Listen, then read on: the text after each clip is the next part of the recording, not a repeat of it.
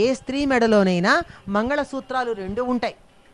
ఒకటి పుట్టింటి వారిచ్చేది, మరొకటి అత్తింటి వారిచ్చేది.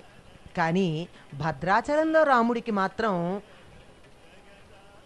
ఆంధ్ర ప్రజలందరి పక్షాన, తెలుగు మాట్లాడేవారు ఎక్కడున్నారో వారందరి పక్షాన భద్రాచల రామదాసుగా ప్రఖ్యాతి పొందిన కంచర్ల గోపన్న ప్రసాదించాడు. కనుక 3 మంగళసూత్రాలు ఉంటాయి. 3 బిళ్ళలు ఉన్నటువంటి మంగళసూత్రం ఉంటుంది. కనుక భద్రాచలంలో రామచంద్రమూర్తి సీతమ్మ మెడలో ధరింపచేసే మంగళసూత్రం మామూలు మంగళసూత్రాలు లక్ష్మీ పార్వతి సరస్వతుల యొక్క రూపమైతే, ఈ కలిపినటువంటి ఇది బ్రహ్మ విష్ణు శివాత్మకమైనది, 3 కలిగినది.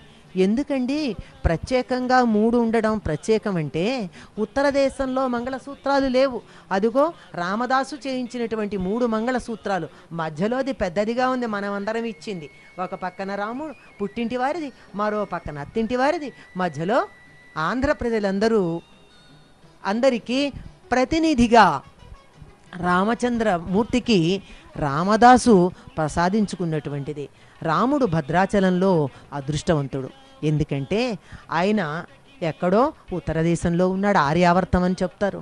అక్కడ వివాహ కార్యక్రమంలో మంగళసూత్రం ఉండదు. పాపట సింధూరం ధరింపజేయడం, నేత్రావలోకనం, శుభముహూర్తం 3 ఉంటాయి.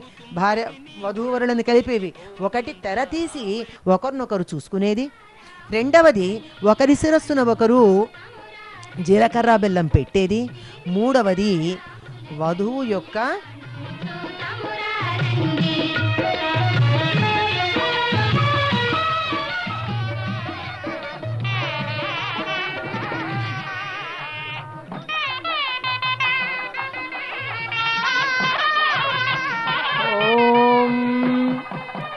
సుమంగళీర్యం వధూరిమాగుం సమేత పశ్యత సౌభాగ్యమస్యేరత్వాయాథాస్తం విపరేత్ మాంగళ్యతంతునానేన జగద్రక్షణహేతునా కంఠే భద్రాని శుభగే త్రైలోక్యం మంగళం కురు. ముహూర్తోస్తు. बोलो रामचंद्र भगवान की जय, महालक्ष्मी की जय, स्वामी की जय, राम भक्त हनुमान की जय, भक्त रामदास महाराज की.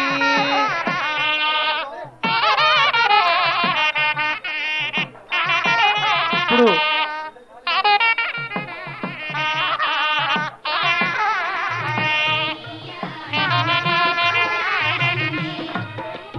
మాంగళ్య ధారణ పూర్తయింది. వారణమాయనమైనటువంటి భక్తులాట క్రీడ జరుగుతుంది. సీతమ్మ వారు రామచంద్రుడు ఇద్దరికి వివాహం అయిపోయినది. వారిద్దరూ ఒకరినొకరు చూసుకుంటూ ఆడేటువంటి భక్తులాటను వేడుకగా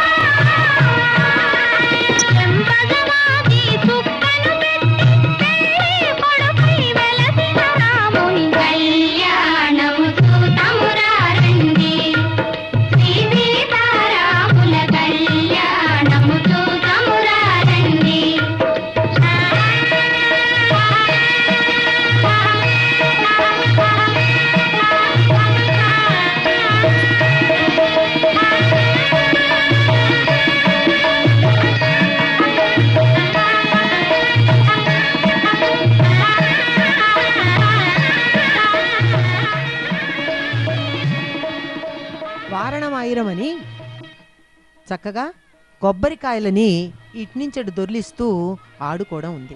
ఇది గోదాదేవికి తన కలలో తనకి రంగనాథుడికి వివాహం జరిగింది అని అనిపించి కల వచ్చినప్పుడు ఆ కలని తన చెల్లులతో చెప్పుకుంటూ ఉంది.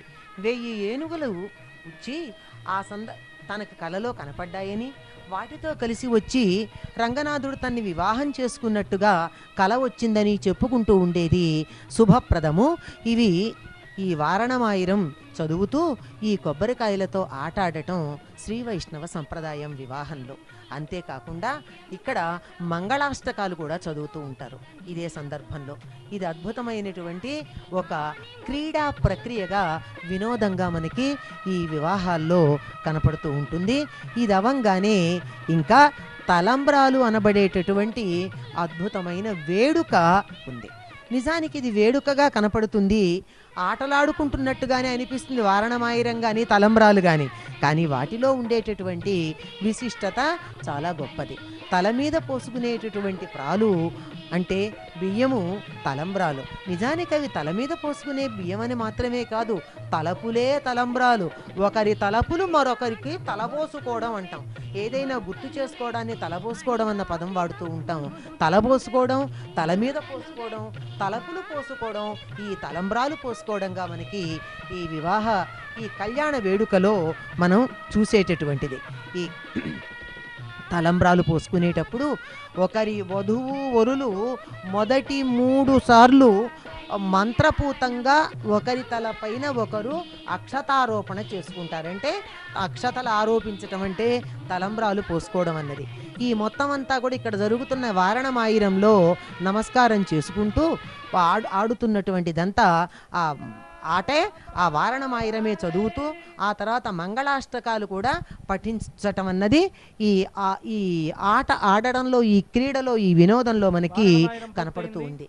ఇంతకు ముందే మనకి జరిగింది మంగళసూత్ర ధారణ. మామూలుగా అయినట్టయితే కంఠే బధ్నామి సుభగే పంజీవ శరదాం శతం అంటే నీ మెడలో నేను మంగళసూత్రం కడుతున్నాను, నువ్వు 100 ఏళ్ళు జీవించు అని చెప్తాడు. అంటే భార్య జీవించుకుంటే తప్పనిసరిగా భర్త జీవించి ఉంటాడని. మమ జీవన హేతున నేను బతికుండడం కోసమని చెప్పడం ఉంది. కానీ ఈ కళ్యాణంలో ఏం చెప్తాం? లోకరక్షణ హేతున. ఎందుకు కడుతున్నాడు రామస్వామి సీతమ్మ వారి మెడలో మంగళసూత్రం అంటే లోకరక్షణ హేతున, లోకమంతా రక్షించబడాలనేటటువంటి కారణంతో కడుతున్నాడు. ప్రపంచానికి మేలు జరగాలనేటటువంటి ఉద్దేశంతో కడుతున్నాను అని చెప్పి మంగళసూత్ర ధారణ జరపడం జరిగింది. మంగళసూత్రము అంటే మంగళం అనే సూత్రం అంటే అందరికీ శుభం జరగాలనే ఒక సిద్ధాంతం, ఒక ప్రిన్సిపల్ అంటారు ఆంగ్లంలో. అటువంటి సిద్ధాంతం లోకానికి మంగళం జరగాలనే సిద్ధాంతం. చూడండి, పదవులలో ఉన్నటువంటి మంత్రివర్యులందరూ కూడా సంకల్పం చెప్పుకుంటున్నారు. వారెవరు తమ కోసం మాత్రమే సంకల్పం చెప్పుకోరు, ఇది లోకానికంతా మేలు జరగాలని చెప్పేటటువంటి సంకల్పం చెప్పుకుంటూ ఇక్కడి నుంచి ఆ అక్షతారోపణకి వెళ్ళేటప్పుడు మొదటి 3 సార్లు సంకల్పం చెప్పి తలంబ్రాలు పోయించటం జరుగుతుంది. మొదటిసారి ఏమని చెప్తారు? యజ్ఞోమే సంప్రతాం అంటే ఈ అక్షతారోపణ చేసుకుంటూ మాకు జరిగేది యజ్ఞము మాకు సమృద్ధిగా లభించుగాక. యజ్ఞం అంటే మా దగ్గర సమృద్ధిగా ఉండి ఇతరులకి కోసం త్యాగం చేయగలిగేటటువంటి బుద్ధి యజ్ఞార్థక్రియ. యజ్ఞార్థక్రియ అంటే ఇతరుల కోసం చేసేది. అది మేము ఇతరుల కోసం చక్కగా సమృద్ధిగా చేయగలిగేటట్టుగా మాకు అవకాశం లభించుగాక. అలా కామోమే సంప్రతాం కోరినటువంటి కోరికలన్నీ మాకు ఈ అక్షతారోపణ చేసేటటువంటి దానివల్ల లభించుగాక అనే సంకల్పం. 3వ దాంట్లో ప్రజామే సంప్రతాం మాకు మంచి సంతానము లభ్యమగుగాక అని చెప్పేది. ఇలా 3 సార్లు సంకల్పం చెప్పి వధూవరులు పరస్పరం అక్షతారోపణ చేసుకున్న పిదప ఆ తరువాత మిగిలినటువంటి అక్షతలు వేడుకగా ఒకరిపైన ఒకరు చల్లుకునేటటువంటి పద్ధతి ఉంది. ఇదిగో ఇక్కడ శ్రీరామచంద్రమూర్తి సీతమ్మ ఇద్దరు ఒకరిపైన ఒకరు అక్షతారోపణ చేసుకునేటటువంటి కార్యక్రమం ప్రారంభం కాబోతూ ఉన్నది. ఈ మొదటి 3 మార్లు ఈ 3 మాకు లభ్యము కాని వారు అనుకుంటున్నది భక్తులందరికీ కూడా సిద్ధిస్తాయి కనుకనే వాటికి నమస్కరించుకుని మరి అందరూ అర్చక స్వాములు ఆ అక్షతలకి నమస్కరించుకుని స్వామివారికి సమర్పించుకుంటూ ఉన్నారు.